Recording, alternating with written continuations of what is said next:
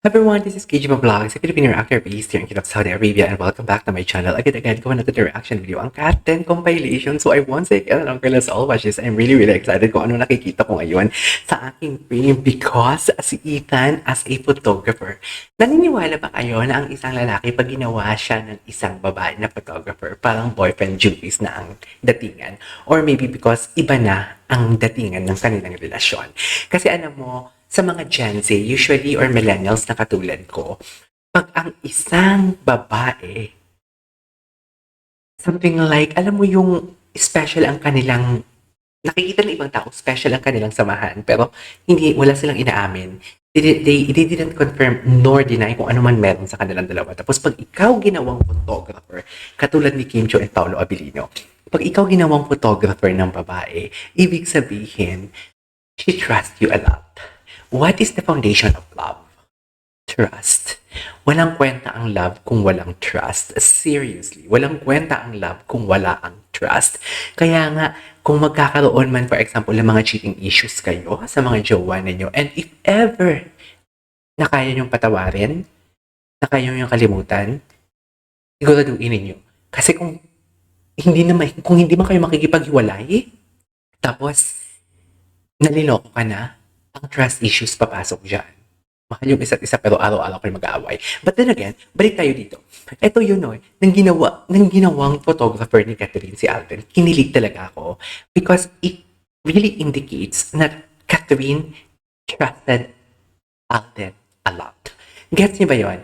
Kasi that photo, she might or she may not something like disclose that sa kanyang mga social medias. Pero kasi pag once na nagpa-picture ang babae sa'yo, she will gonna keep that forever. Katulad sa akin, may mga bagay talaga na tipong pag mag-attend ako ng concert na ayokong ipakita sa iba. Kahit ang ganda ng shot na yan. Gusto ko akin lang yan. That is for myself. Kasi nagtitira ako for myself. So, whether ipakita man to ni Catherine or hindi, itong picture na kinuha ni Ethan, basically, ni Alden, basically, she trusted Alden. Because alam niya na maganda ang outcome nito. Again, Catherine trusted Alden. What is the foundation of love? Trust. So ano ni Kat? Si Alden. Charis. Gusto mo yun? May quiz tayo for today's video. Anyways. Oh, diba? Look at that. Look at that! Pwede naman ang kumuha ng picture ang ibang tao, pero si Alden talaga. That is boyfriend duties. That is boyfriend duties. Believe me. Believe me, that is boyfriend duties. Seriously, Cat Den look test. Is this new? I think so. No, that was June. Okay. Di ba, nakaalalay na naman siya. Di ba? Ano talaga siya? Always siya sa left side. Ay, may napansin ako, always siya sa left side ni Kat because Kat is always right. That is right? Di ba? Kaya siguro always siya sa left kasi Kat is always right. Ayan boyfriend duties. Putang ina. Merry Christmas, Kat then. Ay, what's this? Let's see other angles. What's this? Bago ba to? The boy is mine. Love the song, Hindi mo kaya. Ay, nakahawak talaga siya. Nakita niyo yun? Nakahawak siya sa kamay sa bewang ni Kat. This is in Canada, if I'm not mistaken. Siyempre, mag-holding hands na yan sila habang nakapatong. Siyempre, mag-holding hands yan. Nakapatong yung kamay nila sa lap ni Alden. Bukuhan na. Ito yung sinasabi ko kanina sa unang reaction video ko na kung meron man tayong pipigain, dapat si Joros yun. Kasi alam na alam lahat ni Joros. Kasama sila sa pag-workout, kasama sila sa shooting, kasama sila sa mga outing, kasama din siya kung kakain sila sa labas. Andyan agad. Kung pipigain man natin si Joros, ang isang kaibigan, kung sino na dapat umamin, si Joros yun. And at the same time, si Joros, kaya niya kinakantsawan yung dalawang yan. Kasi alam niya talaga na may something. Kasi nga, magkasama sila palagi. Ganun yun. Hindi yan kakantsaw si Alden kung si Joros kung wala siyang alam. Kasi ba yun? Kahit kay Vice ganda katulad din ng Kim Pao. Bukuhan na daw. Wait lang, ano na naman to?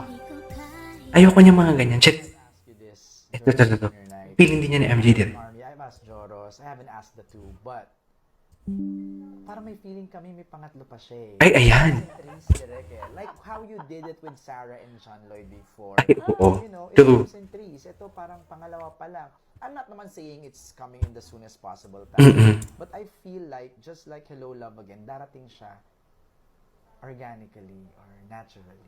Ano ka ba? Yan din Ayan. ang nararamdaman ko. Yan din yung nararamdaman ko.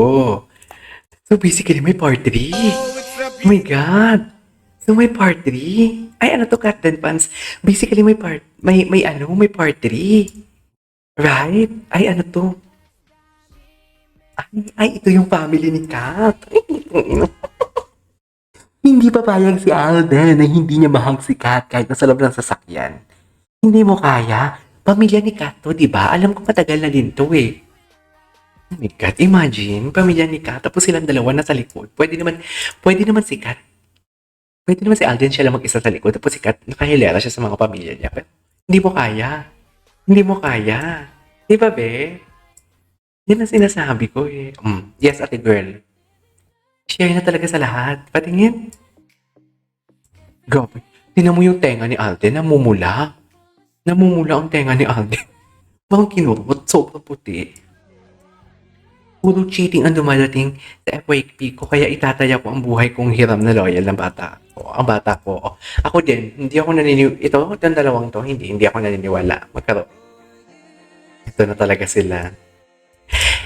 Diba? Look at that photo.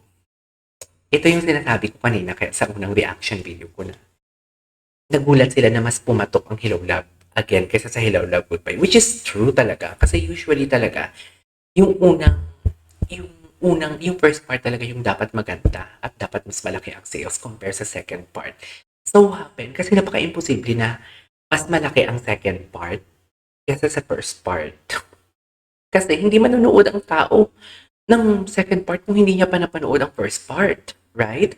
Pero, napanood, mas malaki ang second part because maraming casuals ang mga nanood, maraming na-curious. Sa trailer pa lang sa teaser, nakita talaga nila na this is not the story of Ethan and Joy anymore that came from Hello Love Goodbye. This is the story of Captain already. And there is a lot of people rooting for them. Tapos, pangalawa pa, maybe because alam nilang totoo ang Hello Love Again. Like, hindi lang character eh. Hindi pong the way mag-arte, the emotions, totoong-totoo between Catherine and Alden.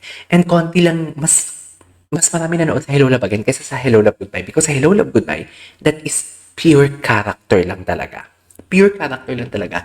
Because Catherine is in a relationship during the time, right? So parang, as a fan, may mga fan kasi talaga na parang, katulad ko, hindi ako manonood niyan because ayoko sa partner mo. Ganun dinamay, no?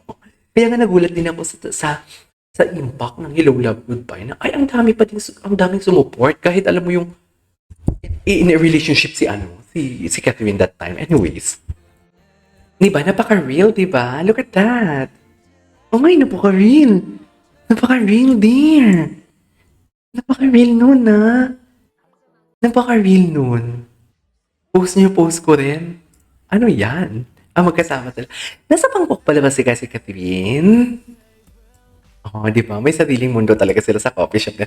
Kutang ina, ang lapit. Ang lapit. Walang camera yan, Huli ka, boy. Huli ka dun.